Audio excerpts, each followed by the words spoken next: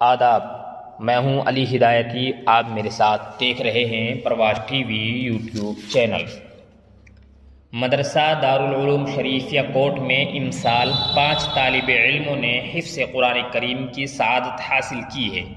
اسی مناسبت سے ادارے میں ایک دعائیہ تقریب کا انعقاد عمل میں آیا، جس کی صدارت مفتی مسعود عزیزی ندوی، رئیس مرکز احیاء الفکر الاسلامی مظفرآباد نے فرمائی۔ اس موقع پر مولانا یعقوب ندوی نے کہا کہ مدارس، مساجد، خانقاہیں شعائر اسلام ہیں، ہمیں ان کی دل سے قدر کرنی چاہیے۔ ان کی آبیاری اہل اسلام کا مذہبی فریضہ ہے۔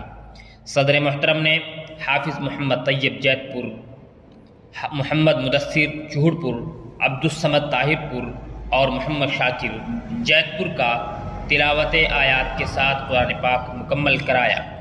تقریب کا آغاز عزیزم محمد ساحل کی تلاوت قرآن کریم اور عبدالصمد کی نعت پاک سے ہوا۔ صدر محترم نے حاملین قرآن کی عظمت اور مدارس اسلامیہ کی حقانیت کے حوالے سے بیان کیا۔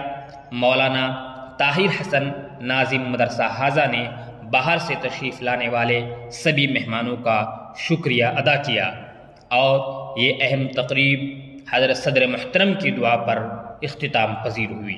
اس موقع پر خصوصی شرکاء میں مولانا محمد شمشاد، حافظ نواب، ماسٹر محمد اکبر، قاری عبدالرحمن، ناظم نصرت الاسلام ٹارپور، حافظ محمد گلزار، ناظم دارالعلوم عزیزیہ جاٹوں والا، قاری محمد اسلام، قاری عبدالستار کے نام قابل ذکر ہیں۔